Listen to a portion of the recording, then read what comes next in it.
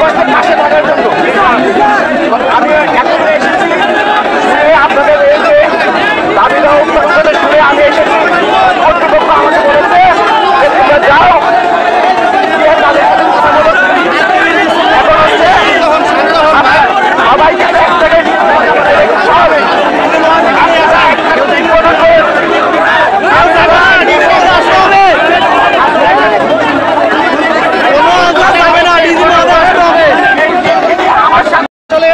বাংলাদেশ আনসার বাহিনী গঠিত হয়েছে।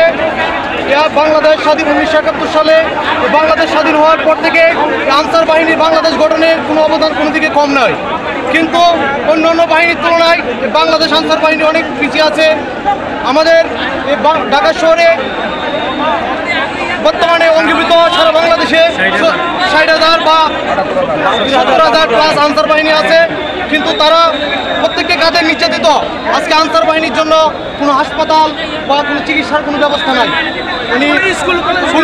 আনসার বাহিনীর কোনো সুযোগ সুবিধা নাই। ওদেরকে 3 বছর পর পর আপনার রেস্টে পাঠানো হয় 6 মাসের জন্য বাধ্যতামূলক। 8 মাস 9 মাস থাকতে হয় বিনা বেতনে। তাদের ফ্যামিলি কীভাবে চলে, তাদের সংসার কীভাবে চলে।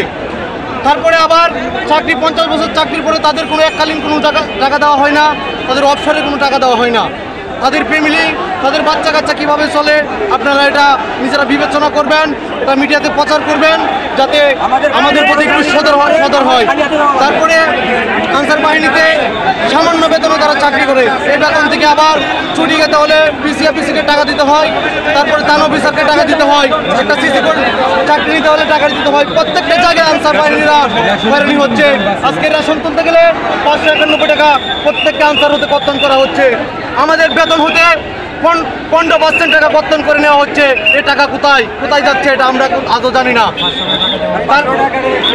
তারপরে আমাদের জন্য আনসার বাহিনী একটা ব্যাংক তৈরি করছে আমাদের নিজস্ব মূলধনে, কিন্তু আজকে আমাদের লোন তুলতে গেলে কত হয়রানির শিকার হতে হয়।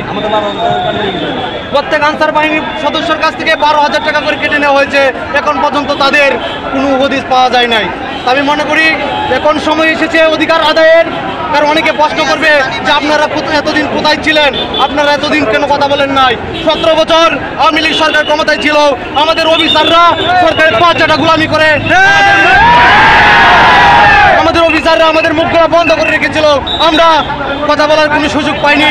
আমরা যারা প্রতিবাদ করতে চেয়েছিলাম তাদেরকে মুখ চেপে ধরা হয়েছে, তাদেরকে চাকরিচ্যুত করা হয়েছে, তাদেরকে ব্ল্যাকলিস্ট করা হয়েছে, তাদেরকে ফ্রিজ করা হয়েছে, বিভিন্নভাবে শাস্তি প্রদান করা হয়েছে। তাই আমি মনে করি যে যেহেতু স্বাধীন হয়েছে, তাই আমি মনে করি এখন আমাদের অধিকার আদায়ের সময়। আমরা তাই রাজপথে নেমেছি, আমরা আমাদের অধিকার আদায় করে আমাদের দাবি একটাই, এক দফা।